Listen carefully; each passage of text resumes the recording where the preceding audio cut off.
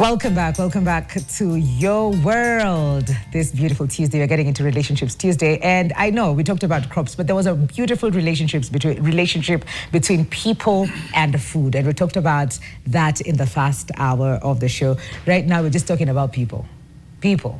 And we're not just talking about regular people, we're talking about narcissists and what it is. We are opening up their playbook and finding out, how do you spot them? What makes them thrive? How do I navigate them? Are they born? Are they created? All those things I just want to understand. And this is Relationship Tuesday, and I hope you're excited for this conversation today. And with me this morning, starting from my immediate left, we have Purity Wanjiku, who is a student and influencer. Welcome to the show, Wanjiku. Lovely to have you here. Thank you. Unaka earring are popping. There's one lady who usually comes here with popping earrings. I'm trying to see what she's wearing today to see if they're popping. Zako's na pop kabisa. And right next to Purity, we have a psychologist and family therapist, Moffat Cargo. Lovely to have you on the show. Thank you. Happy New Year. You've been away for so long. Lovely to have you back on the show. Back home. Yes. Amazing. Karibu sana. Last but not least, relationship coach Miriam Mwangi. Karibu. Thank you. Hey, this hair. Ooh, You love it? I love it. New year, new things. New year, new things. Great. Just to understand, because we sometimes throw words around. Huyo mtu ni narcissist, hata saa zingine tunaisema vibaya. Huyo mtu ni narcissist. Sometimes we even say it wrongly. We don't know how to write it, but we throw it around because we've had it so many times, it being used to describe people, and we have an idea what that actually means. Not really, but we find a way to just use it. But what does it mean to say this person is narcissistic? What are the tendencies? Who are these people? I will start with you, Miriam.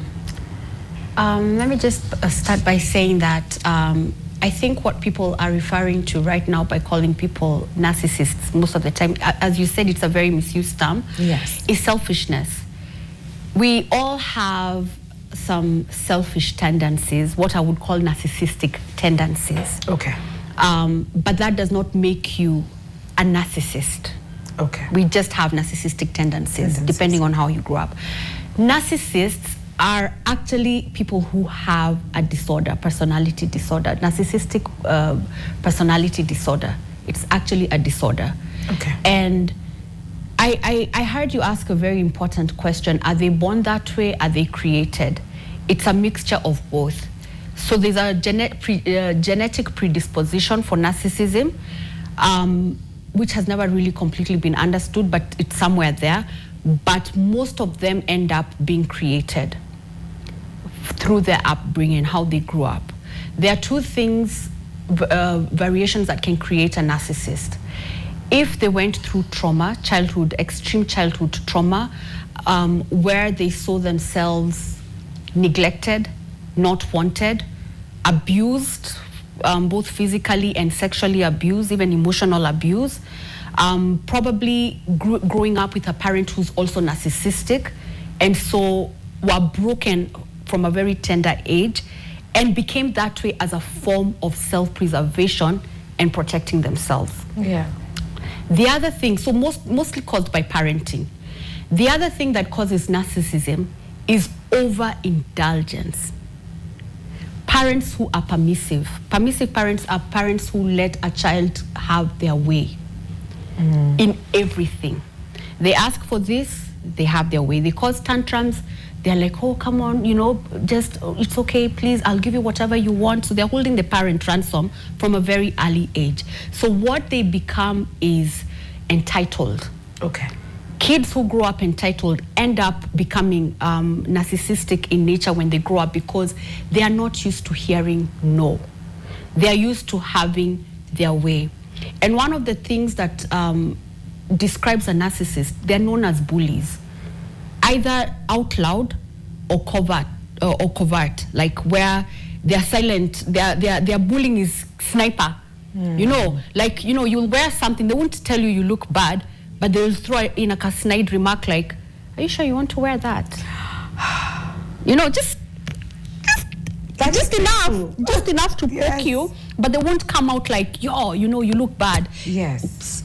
It's just like, are you sure you want to wear that? Are you sure you want to eat that? They won't tell you you're overweight, but they'll be like, are you sure you want to eat that? So they are both created and predisposed, but mostly created from parenting. Okay. That's what I would say. Okay. Yeah. So for the different terminologies that probably Moffat are thrown out there, and we've had, if you are diagnosed clinically for that, then there's a disorder for that and there's a title for that. But we look at sometimes ego and sometimes being overconfident. Do we put them in that bracket as well? We say to Vanyana Jipenda, yeye ni uyo. Have you seen that kind of mistake happening often? That's my question? Yes. Yeah. Thank you, Mikali. Allow me to start by saying, just like my colleague has said here, that narcissism, personality disorder, it has to meet some diagnostic criteria, even as she has well explained. But perhaps I need to say that underneath what we see or what we call narcissism lies a lot of low self-worth. Yes. And fear. Yes. And the reason why they may put that face is because it feels very uncomfortable for them to be vulnerable or to be known for who they are. And like she has said, this is something that happens from our early lives, the way our parents responded to us. I remember there's a time we were talking about attachment. And sometimes some of these children, some of them are even parentified, where they are made responsible for their parents' emotions. And as a result, they grow up with a lot of fear of actually presenting who they are, because you know, beneath what you are seeing, there's a lot that you cannot see, and that which you cannot see, it feels very uncomfortable for them to be known what they truly are. And perhaps I also need to say that I have also realized that sometimes narcissism, we go to the extreme where we see some very normal behaviors or traits, and we label people as narcissists, which is not true. Yeah. The other thing is that these narcissistic tendencies, there is a way they treat their partners. Like in 1 minute, they want to idealize you. Yes. Okay? You are good, you're beautiful. Then the next minute, they want to discard you. Then the other minute, they will even begin to threaten you. And therefore it becomes a cycle. And that is why once somebody gets inside there, what these personalities disorders would do is that they seek to find pleasure in what you make them feel. Okay? They find pleasure. That pattern is sustained by their desire, because we are saying that there's a narcissistic tendency or a personality disorder. Yes. It is a structured personality that is characterized by deep need for approval, deep need to be admired, to be praised, and it is very unconscious. Yes. It is something that happens even without them knowing. Yes. As a matter of fact, it is also a personality structure that is also coupled with a lot of low empathy. Okay? Yes. They have empathy, they understand empathy intellectually, but they cannot feel it. Oof. Okay? Okay. Intellectually, they know that I need to show empathy. Yes. But they cannot feel it. They are not able to get attuned to your pain. Yeah. It just doesn't make sense for them. They do not know what that means, because in their earlier days, maybe somebody also made them pass through a toxic environment that made them even not being to be able to define even what pain is. Yes. what it makes other people feel about what they do to them. Yes. Maybe because of the intensity of some of the issues they were going through. Okay, okay. Another thing that I discovered is that sometimes we praise our children, but we are not consistent in our praises. Okay. Like the way you tell a child, you know, you are very good, but the world needs to know this. You are good, but you are not seen. And we keep pushing them to become something that they do not know what it is. Okay. Other times, pushing our children to levels of perfectionism. We want them to be, in fact, I have encountered people in therapy where even when they perform the best, they are even the best in their classes. I've handled several cases with university students. They still feel the urge to do more. They ask, is there, I feel like there's something more I need to do beyond that. Yeah. So that is how narcissists are born. Oh my goodness. And we'll get deeply into that where we have Purity Wanjiko in studio with us. I will get it right. Wanjiko, you have lived experiences with a narcissistic person. Yeah. You lived with them, loved them. How was that for you? And were you able to know from the onset, what was this? What's your story like? Well, when you're dealing with a narcissist, it is so hard to identify them from the beginning. Okay. Because, matter of fact, they begin by love bombing you. They do everything. Yeah. They do everything you want them to do. You don't even have to verbalize it. They know what they need to do. So you feel loved, you feel appreciated, and you feel this is the ideal kind of person. This is my dream kind of person. And then they begin to withdraw slowly by slowly, bit by bit. You're not able to tell that they're withdrawing because they withdraw very, very little. You're unable to notice they're withdrawing. Yes. One day he just wakes up, he's not opening the door for you. And you're like, it's okay. And then after a few days, he comes back and starts opening the door again. Okay. So it is they are consistent in inconsistency. What? Yeah. Okay. They will give and withdraw, give and withdraw, give and withdraw. So you will live with them with the hope of the person from the beginning will come back. Because you see little glimpses of that person that you fell in love with. Question, how long were you probably together?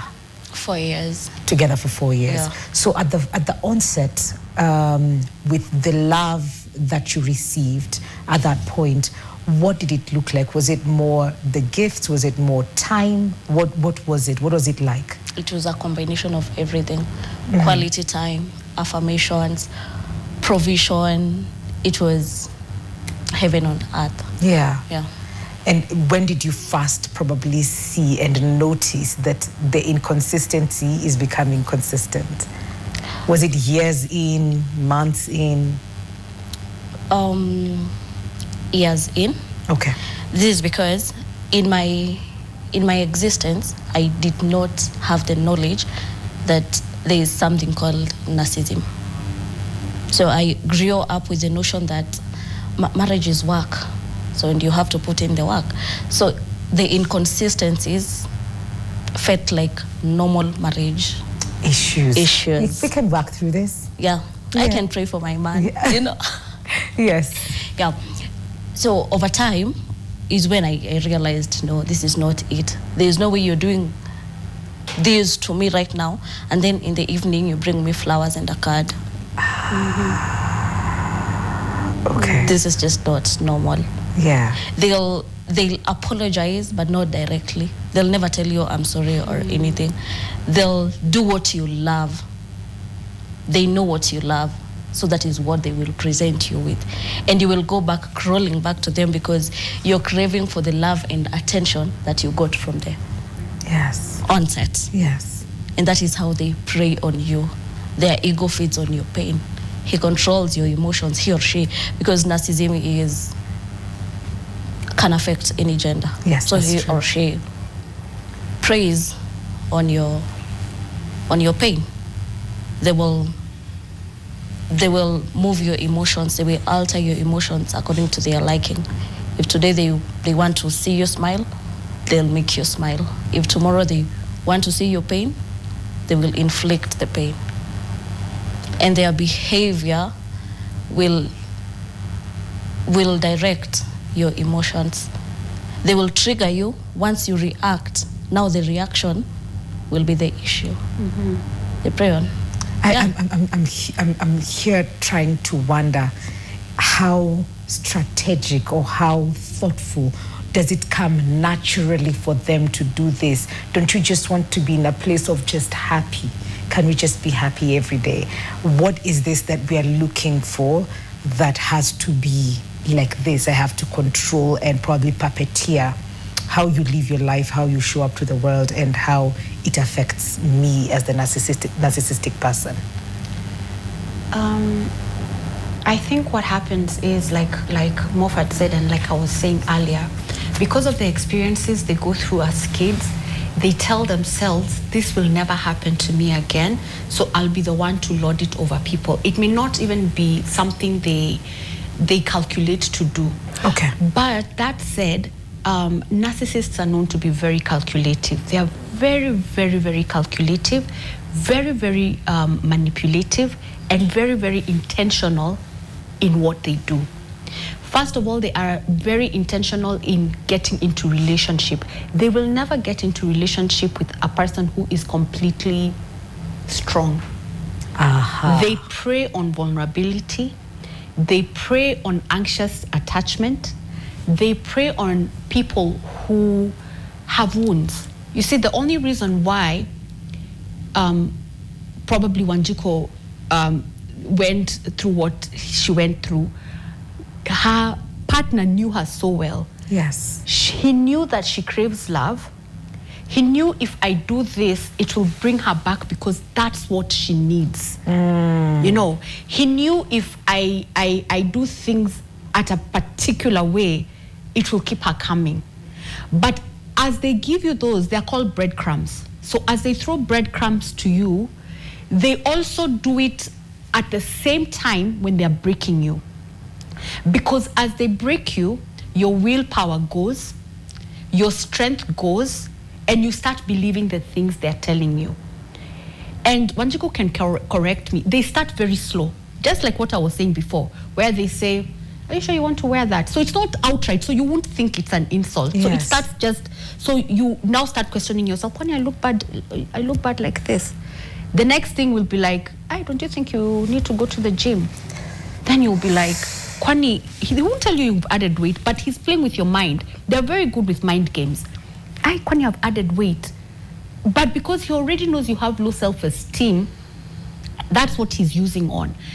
Because he himself has low self-esteem, like Moffat said, or she, they thrive at making you go lower than them.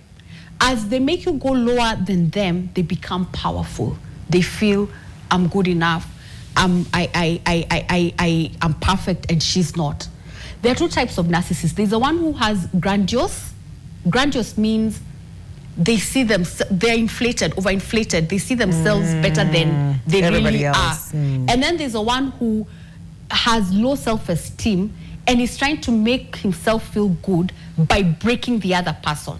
Okay. So every time you're about to become something, you're about to grow even in business or in whatever, they just come and they break you. That business of yours is not even doing that great. Kwani, how much money are you bringing? I mean, I've counseled so many women who are doing really great in business and they shut down at a point when their business was at a prime.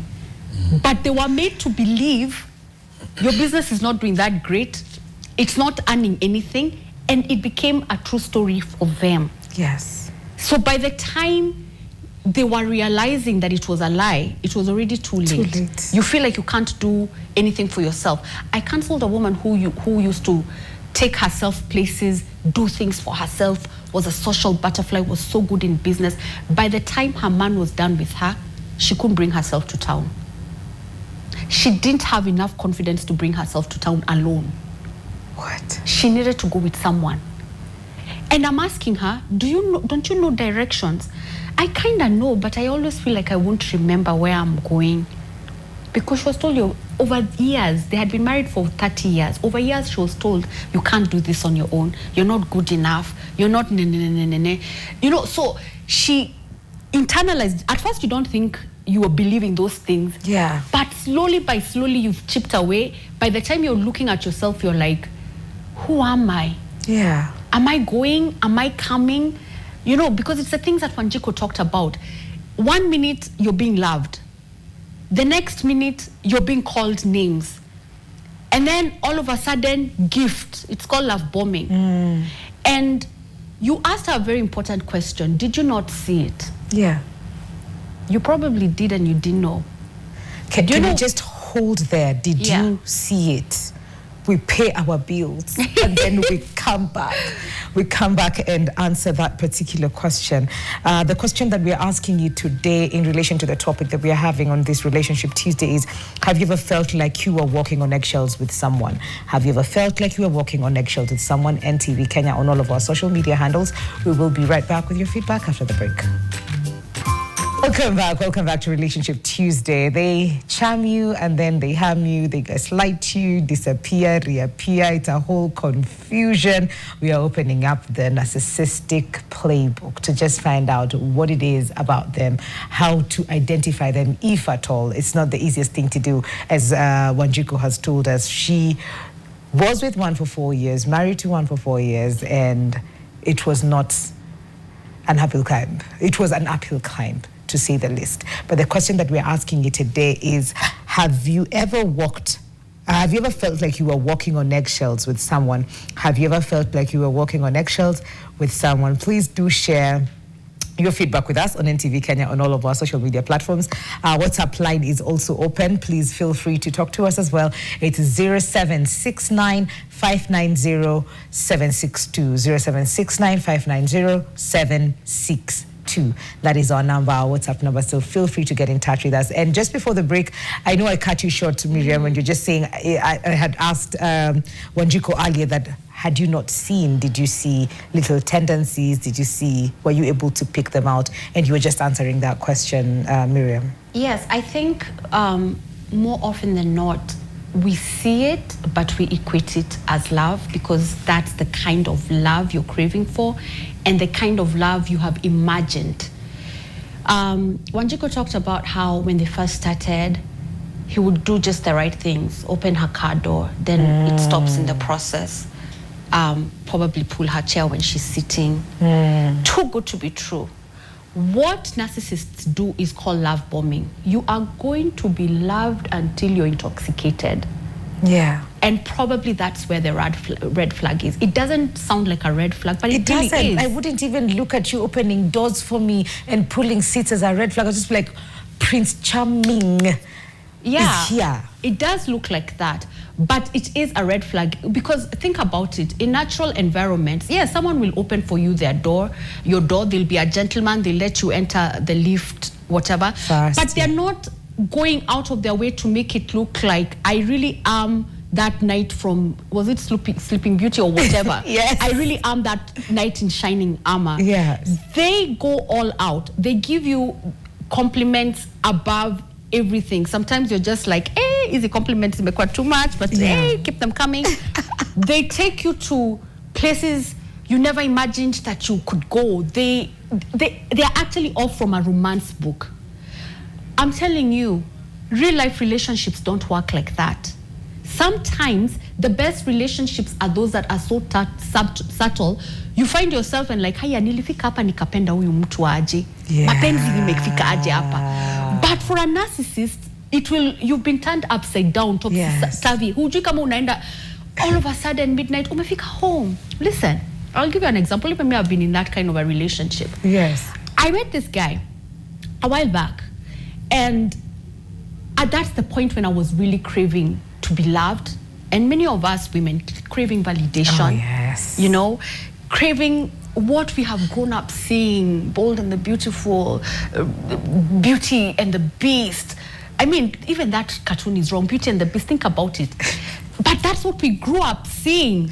You know, that you're in love with a beast who just decides to just sweep you off his feet after him being horrible. So when you meet someone and they become that, you're like, this is fulfilling the fantasy that I've always had. So for me, I'd find instances where he used to insist on dropping me home. That sounds not dangerous. I'm like, oh, he's being a gentleman, he's dropping me home, he doesn't want me to use mats. How nice. Like, I've never been treated like this before. Only to continue, and you realize, kumbe, that was him trying to make me dependent on him, making sure that I'm not going by matatu so that ole wangu nikutane na mtule tunakaa na yeye nikatie and I end up with him.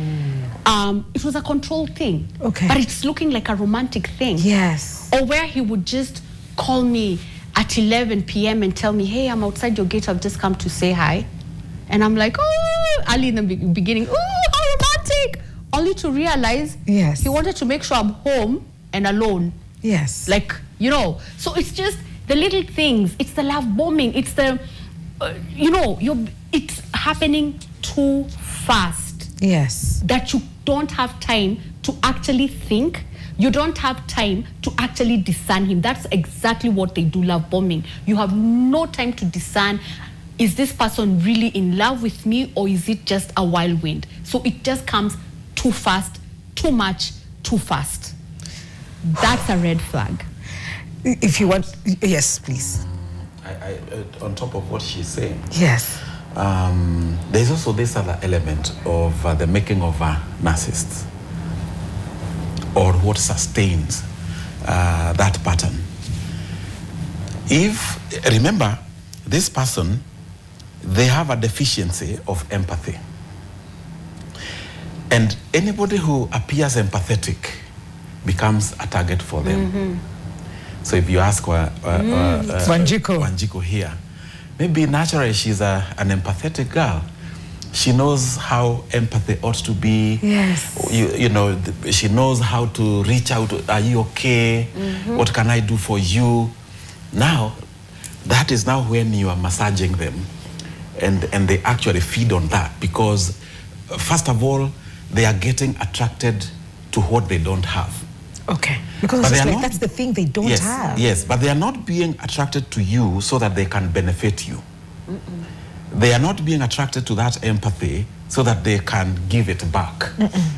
It is a paracetamol for them, you know, to just numb the many things that they don't like inside themselves. And therefore it becomes a challenge. And that is why they will take you through this cycle that we are calling the IDD. They will idealize you, they will the next minute discard you, another minute they devalue you, and you don't know what that means. And therefore, it becomes, they specialize in making you become who you are not. They begin to make you doubt yourself. They begin to make you second guess yourself. Not once, not twice, not thrice have I sat down with ladies. Most of the ladies, they are the ones who become, you know, victims. In as much as we also do have women who with narcissistic personality disorder. But one of the things that I have had in common with all these different women is that they come asking, I'm wondering if I am mad. They begin now to think that who they are is not what they are supposed to be. And they will specialize in making you hate everything about yourself. They will begin to make you feel like you are responsible for what they are doing. They begin to trivialize your pain, gaslighting. I mean, you are too sensitive. That is what they will start saying. You are too sensitive. I don't see why you should erupt because of something so little. You know? That is what they thrive in. And before you know it, you have slowly begun to lose yourself, and you're becoming somebody else. You don't like anything about your life and yourself. And if that is not handled properly, I have seen people who even commit suicide, or they even become clinically depressed because of yani being forced to be who you are Who not. you're You know, not, yeah. that is a very... And being convinced you're delulu and Yes, you're the you are one delusional. that everything that is happening to you is because of Yeah, you. because of you. The reason I am this mean to you is because you are not considerate. And I'm wondering, Wanjiku, did you find yourself in that space, or were you able to leave just before you got there? Well, let me echo on what Moffat has said. Yes. These guys will make you feel like you're mad. Why? They will convince you what you have known your entire life is not it. Okay. They will introduce new ideology. They will try to redefine your whole personality to suit them. I got to a point where this guy will convince you that you did something, and you're like, okay, maybe I did it. Maybe I don't remember, Maybe. but... Let me give you an example. Okay. There was a time we had an argument because he was asking me, Wednesday vile ulitoka tao, ulipata duka fulani imefunguliwa? I had not left the house the whole week. Hey. I had not left the house. But he will convince you ulienda tao. So in your mind you convince yourself, nilienda tao. Sasa wacha nijaribu kukumbuka. Iyo duka ilikuwa imefunguliwa. No. It's not, because I thought probably this conversation is gonna go with your dukas kumkika ilikuwa imefunguliwa, but nilitoka kwa nyumba. But you didn't leave the house the whole week. So sure. He sounds so sure, and you're like, no, he's so sure. I'm the one who is wrong. I think I left the house. So when I was coming back, was the shop open or was it closed? So you have a war inside your mind. And just like Moffat has said, I ran mad. Literally. I couldn't remember who I am. I ran mad. I fell into depression. I tried to commit suicide once because this guy, you believe, let me give you an example. You believe in a formula, pi r squared. Okay. This guy will come and tell you, no, it's not pi r squared. It's not supposed to be like that. It's supposed to be like this and like this and like this, and you will believe them. So when you're seated in a conversation where you're discussing the pi r squared, you'll stand and say, no, it's not pi r squared. So you also echo loudly. Because you are convinced. Yeah. Yeah. And they will also convince you that the people around you, they hate you. I'm the only one who means well for you. Yeah. And I know we don't have enough time for this conversation, but I really want to find out, Wanjiku, from you, at what point were you able to what kind of help or intervention did you get at that time to be able to walk away? Because and maybe Moffat and Miriam can tell us how easy or difficult it is for them to own up or to be left. How easy it is to leave them or difficult it is to walk away from them. And Miriam is just saying, no easy way. But how was it for you? How was the process? Because I'm not sure it's one day you woke up and, yeah. It's not easy to leave a narcissist. Once you leave, they'll try to woo you back using your love language. And you're going to be convinced and you're going to come back. I left once when I had one kid. I'm a mother of two. So I had my firstborn. I left several times. Once when I was pregnant, I found my way back. I left again, I found my way back. And 2 to 3 times, he wooed me back. 4, 5, 6 times, I left, but I'm the one that came back. Yeah, the one convincing him that I need to come back. One time, when we were having the negotiation of whether I should come back or whether he will allow me to come back, he was like, I'll only allow you to come back when you give me a second baby. And I was like, yeah, I'm giving it to you because you're the man of my dreams. That is what he had made me believe. And I was like, yeah. So when I had enough and I was like, this is not it, I studied, I knew who a narcissist is. Do they change? Well, I don't know if they change, but I think they don't. Miracle. It's a very difficult part. They don't change. I was like, is this the life you want for yourself? I believed by that time I was not beautiful. No one would look at me. Girl, you're gorgeous. I know, right? No one would look at me. No one will. Yeah. I left one day. I just left. No sweater, no nothing. And I've never gone back. I went and became homeless for like 2 months. Your children. Because I sat down and thought, I'm going to either commit suicide or run mad. Yeah. There are no in-betweens. Yeah. It's either the two. You either kill him, kill yourself, or run mad. So you just left. I just left. What Wanjiko is saying is very true. Yes. Because a narcissist person will make sure that, first of all, he has made you not believe in yourself. And that becomes a weapon that they use. The other thing is isolation. You get yourself isolated. Yeah. They want you to be away from your people. Yes. They also become insecure with everything, including yourself. Yeah. So, and every moment they want to know. I like what she was saying, that at Ulienda Tao, did you find this shop open? And you know, for me, I'm seeing something else there. What? This person is also wanting to know whether you go out Or not. or not.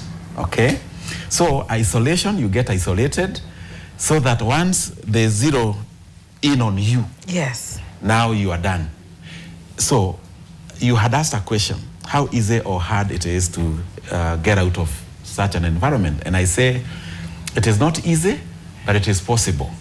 When somebody is able to name that, identify that which you are seeing, and you name it, you say, this is not what I want, because it is not consistent, it doesn't match with what I want. The other thing is to really make sure that you are not enclosed. Yeah. Reach out to friends, reach out to counselors, reach out to people who can be of support to you. Yes. Without keeping quiet. The other thing, be very calculative. I have helped people to get out of such environments where sometimes you let somebody know that the best thing you can do, prepare and don't engage in arguments, because they thrive in arguments, right? The next thing you need to do, make sure that you know where your certificates are, where your clothes are, in preparation For the exit. for the exit. Because I mean, the exit has no announcement. yes, No. and you shouldn't announce it, because they thrive in arguments. But the moment you keep quiet, you refuse to fight back, You starve them. you become calculative of what you want to do, and then you are reaching out to people who can assist you, because remember, your mental capacity, your mental power has been so down. Yes. Because of what these people have done to you. And then it is also important for you to know that once you leave, you begin to have like what we say in drugs and addiction, withdrawal of symptoms. At that point, you begin to ask yourself, did I do the right thing? Yes. Now that is now when the cycle of going back begins. Begins, yes. Did I do the right thing? I think I was not compassionate enough for them. So you want to go, you want to rescue them, you want to become their savior, and then you feel like you are responsible. And remember, this is how they have rewired you, and this is now how you are thinking. And they know that once you go and you begin to feel that way, you begin to feel like you are missing something very important for you. Yeah. And you begin to consider going back. Oh my God.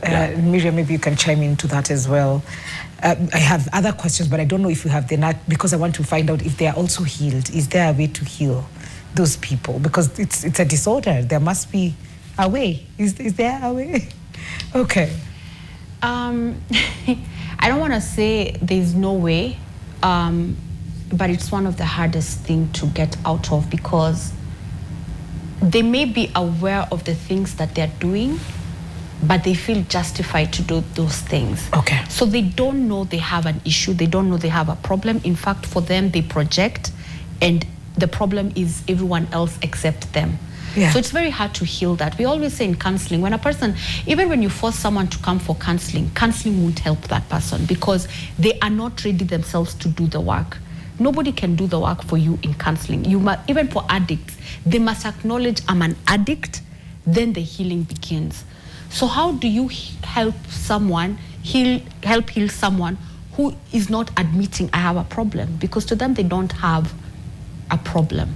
So they can't easily heal. There are some who end up going and for therapy, and in there they recognize, okay, I have some tendencies that are not right. Yes. They have sort of an epiphany, but those are very, very rare cases. Very rare cases.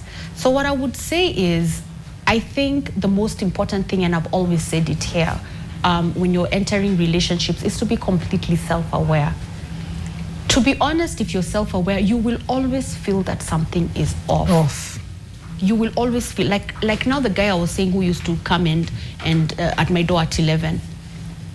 There are comments he used to make, and I would really know that those comments are off, but because of how much I'm craving to be loved and validated, I would still stay. One day he said his friend was driving, he was sitting on the passenger side, I was sitting behind, and the guy, I think we almost got into an accident. And you know what the guy says? And at that point I said, oh, he loves me so much. He says, ukigongesha gari, make sure imegongwa mbele na nyuma, we must both die. Juu siwezi mwacha apendwe na mtu mwingine. And me there, I'm thinking, love, you know? In life and death. In life and in death. Like, there I see her, I'll come back. In fact, he even went on and said, I would come back and haunt you. So me, I'm thinking, hey, mapenzi imenoga bana. Like, what? Kumbe, it's the two little breadcrumbs, you know? But it's when you're self-aware, when real love, healthy love does not sound like that. Healthy love, in fact, someone will tell you, if anything was to happen to me, I want you to move on, you know? But we've been made to think that, you know, love is when someone is just anakurushia a storm, and that's what love is. So what I'm saying, I guess what I'm saying is, in anything in life, you have to be completely self-aware. Like Moffat said, they go for a particular type of people. Yes. They go for empaths, what I would call an empath. Someone who is completely empathetic, someone who gets into the frame of the other person, steps into the other person's shoes, and someone who feels like, I can fix them. I can change him. Yes. I can heal him. Yeah. The world must not understand him, but me, I've been given the grace and the gift to understand this person. So you already have a martyr syndrome. Yeah. And so the more evil he becomes, the more, you know, the more courageous you become in saying, I'm going to pray him out of this. I am going to kesha him out of this. I'm going to change him. I'll love him to the point where he's never been loved like this. I will love him so much that he just has to melt and change. So those are the kind of people they go for. And those people who are empaths are also people who feel they have so much to give to the world, but they don't get the same. Empaths have that feeling. Yeah. I give so much, but I don't get the same. But because I'm a giver, let me continue giving. By giving, I will receive. I will change him. I will touch his life, and he will become different. That one is a futile. In fact, that's what drives you mad. Because the more you try you crusade to change him, the more he's becoming evil. Because he's like, aka kamutu kamejipa kameingia kabisa, so there's nothing I can't do to her. Absolutely. Yeah. And as we come to the end of this particular, I feel like we need another show for this, because I feel like we've rushed through the story and even drawing from the stories and getting the lessons from there.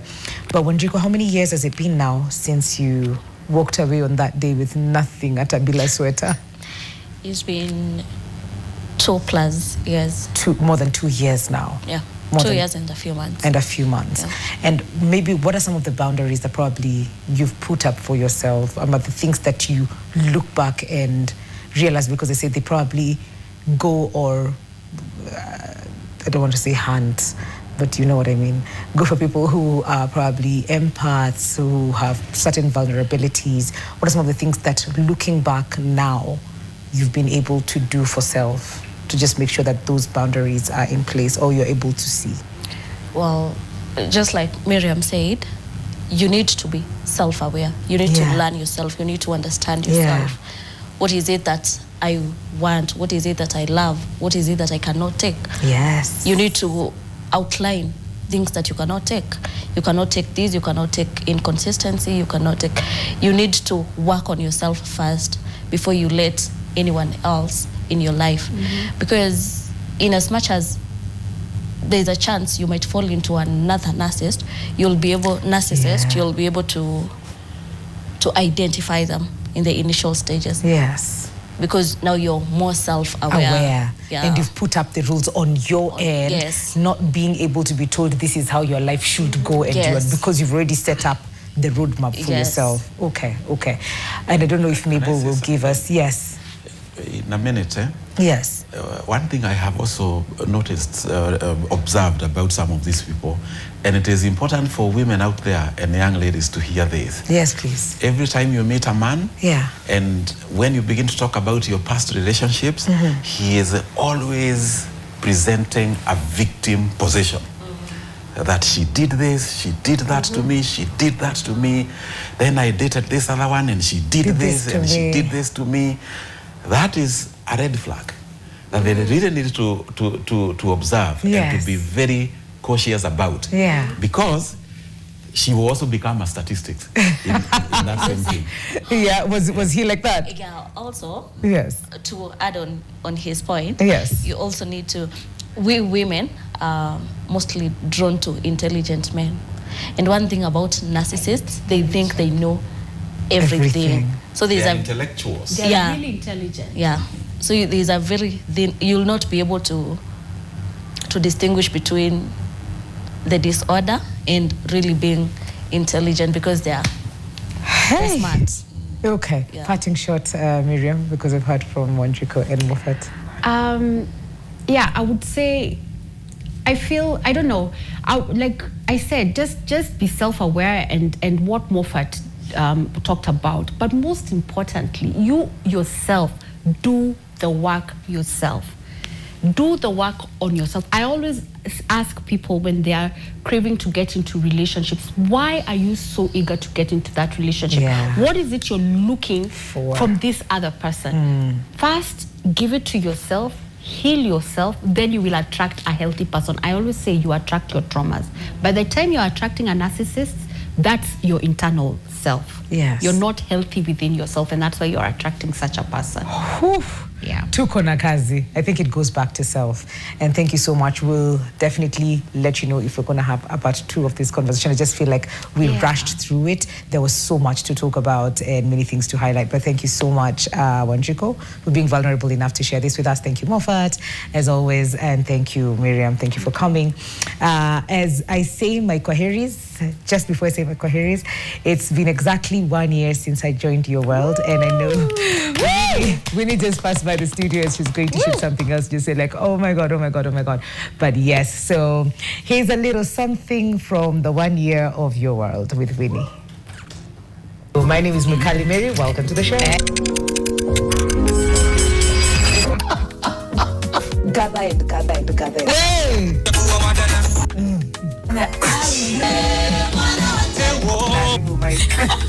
Money is very emotive. It's something that we want. We crave for it. We are taught from probably a young age to kujiekea.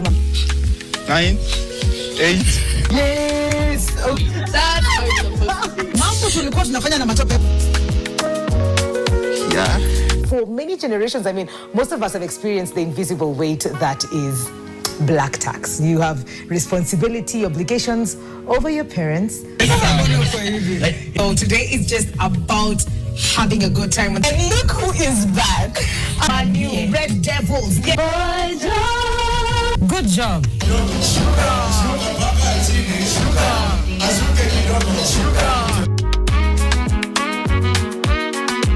They cannot beat my own.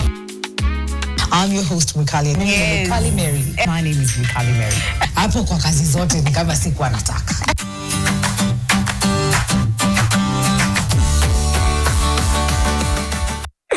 And on that note, thank you so much for tuning in and for being part of this journey for the 1 year that we've been doing this. I will end it like I've said many times on that clip. My name is Mikali Mary. Have a good day.